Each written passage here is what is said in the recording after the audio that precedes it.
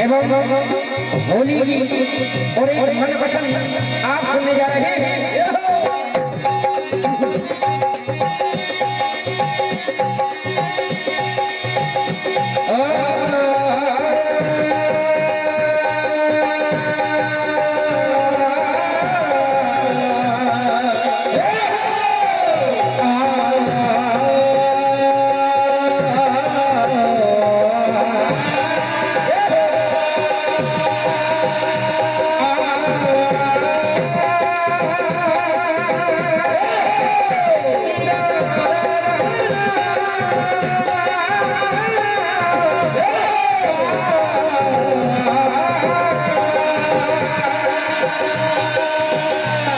बड़ी ही अच्छी बात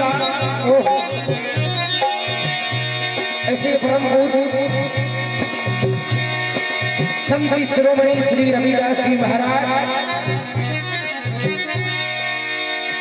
एक समय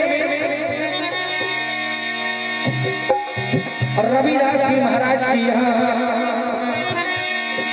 एक ब्राह्मण पंडित आया। रविदास जी महाराज से कहा कि मैं गंगा स्नान के लिए जा रहा हूं, अगर तुम कुछ देना चाहते हो तो दे सकते हो, जो कि मैं गंगा के चरणों में समर्पित कर दूं।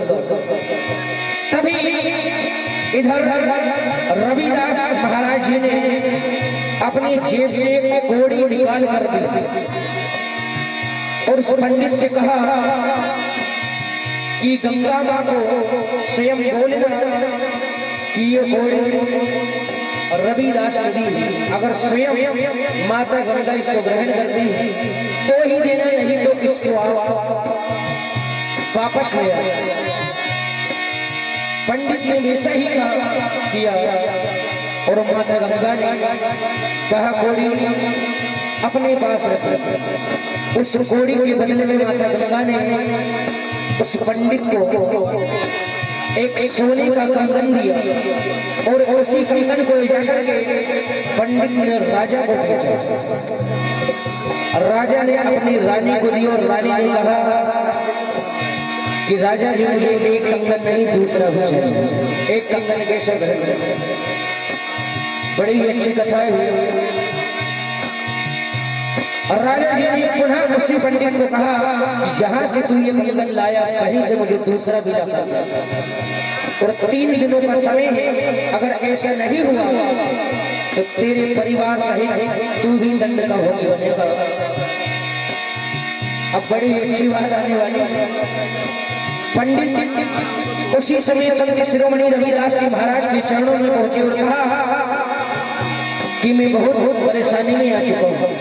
मैंने आपको यह बात नहीं बताई कि माता गंगा ने मुझे एक सोने का कंगन दिया। अब उनकी मदद करने के लिए संत रविदास जी महाराज के पास एक कठौती थी जिसमें चमड़ा भिजोया करते थे,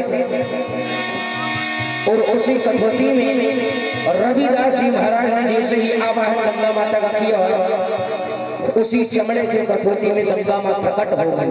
और तभी से यह कहावत बन गई कि मन जगता तो कठौती में गंगा, क्योंकि गंगा कठौती में प्रकट हो गई। और यही कथा आप सुनने जा रहे हैं। ऐसी संत शिरोमणि परम पूज्य श्री रविदास जी महाराज के चरणों में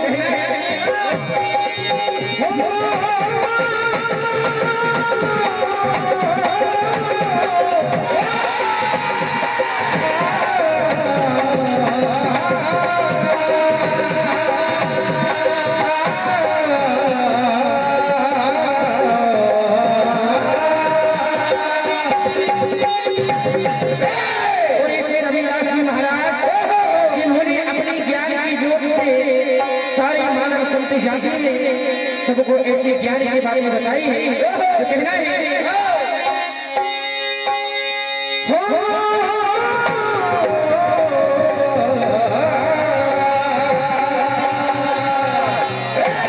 कहते हैं पूरी ज्ञान की ज्योति जलाई है,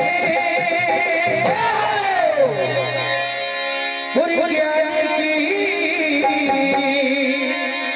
ऐसे संत शिरोमणि रविदास जी महाराज और ज्ञान की